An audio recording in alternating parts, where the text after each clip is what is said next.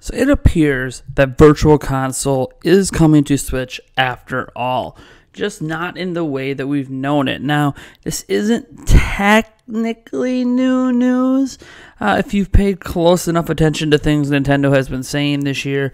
However, it was reiterated in an interview with Game Informer, where Game Informer sat down with Reggie Fils-Aime during E3 and talked to him about a whole bunch of things about Switch.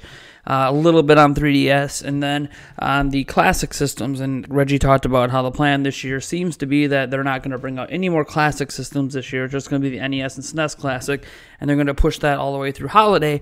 However, setting that aside, there was a follow-up question that I thought was very, very interesting, and that's what we're focused on today. And Game Informer followed up talk about the classic systems with this. Regarding the games in these classic bundles, people want to play them on their Switch. Any plans for that in the future? Again, this is a very veiled Virtual Console question. Reggie Fils-Aime responded with this. What we said is our Nintendo Online service will be the place for legacy content to be. We've announced we'll start with 20 titles, and that will continue to grow. That's where we're going to want the consumer to have an experience with our legacy content. So, there you have it. Reggie just came right out and said it.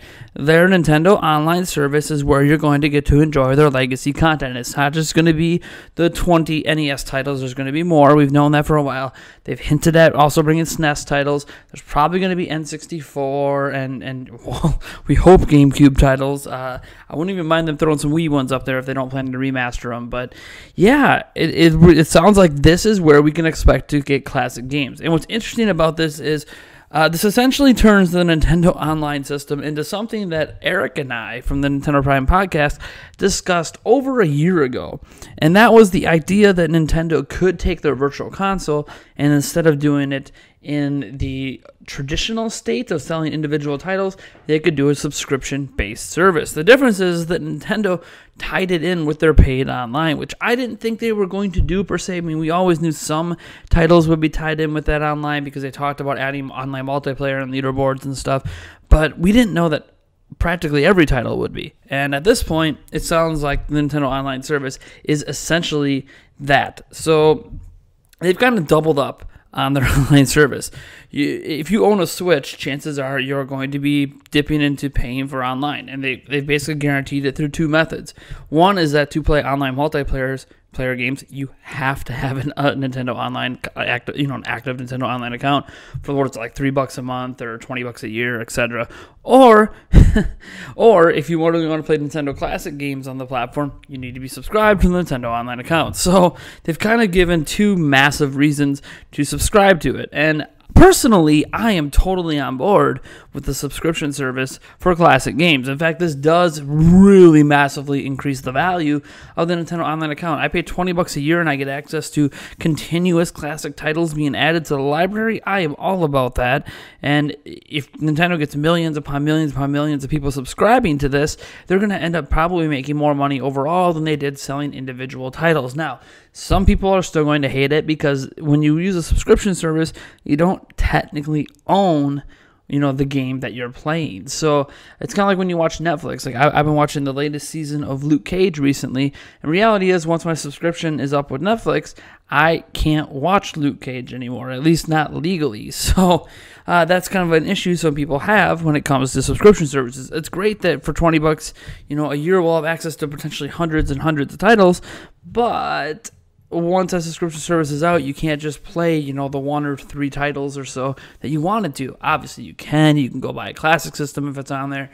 You could go buy the original console and the secondhand market with the original game cards and stuff. But in terms of a modern way to buy it, that's it. And that's going to upset some people that have massive libraries of Virtual Console games, dating back to the Wii. Like when Virtual Console got going, so there's people who have bought hundreds and hundreds of Virtual Console games over the year that aren't going to be happy that this is how it's being handled. Personally, I actually really like this, and this is why I proposed this idea over a year ago, that Nintendo could and should do this, because not only for me, who never bought into the idea of Virtual Console in the past, because I felt like either the game prices were overpriced, or I was concerned on being able to carry that library over, and would these games work if online was turned off? I know that they're not online games, but you have to download them online.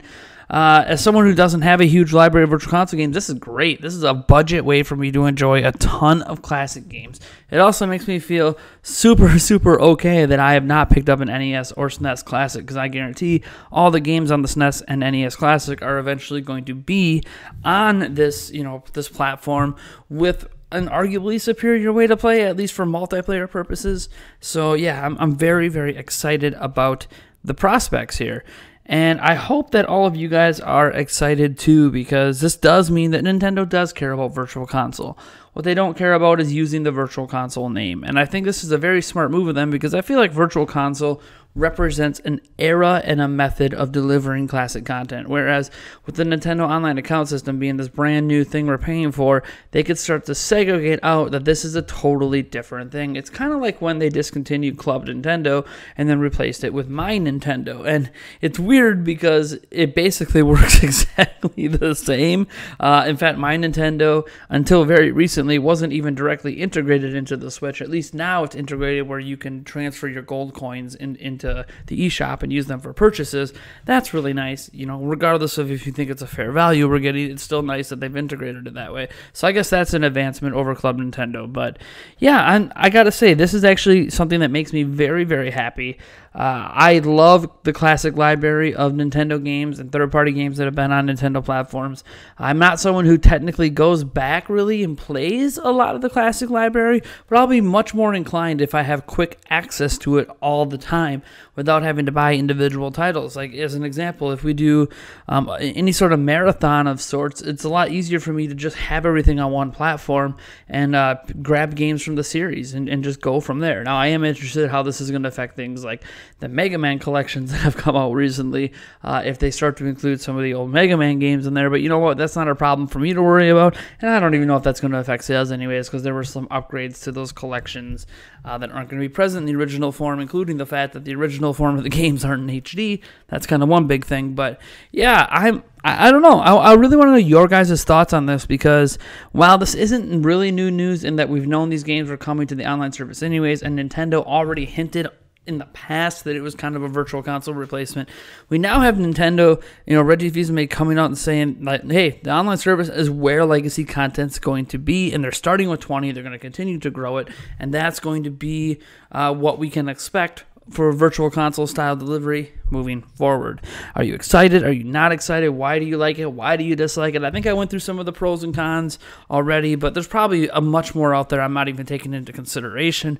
All I know is that I'm personally excited that for a service I was already feeling like I was being forced to buy so I continue to play online multiplayer games with you guys, that now they've added something to it that I actually think is of real value, and not just because I always knew we were getting these games, but I don't know. Part of me always felt like it was always going to be this sideshow, right? Like, yeah, we'll get some NES games. We don't have a chance at SNES or GameCube or N64. And now I'm like, oh wait, now we might actually get those games. Okay, now we're talking about a real virtual console replacement. Anyways, folks, let me know what you think about this down in the comments below. I am Nathaniel Rebel from Nintendo Prime, and if you like this video, you know what to do. And if you dislike the video, hit that dislike button, subscribe for more content, and I'll catch you in the next one.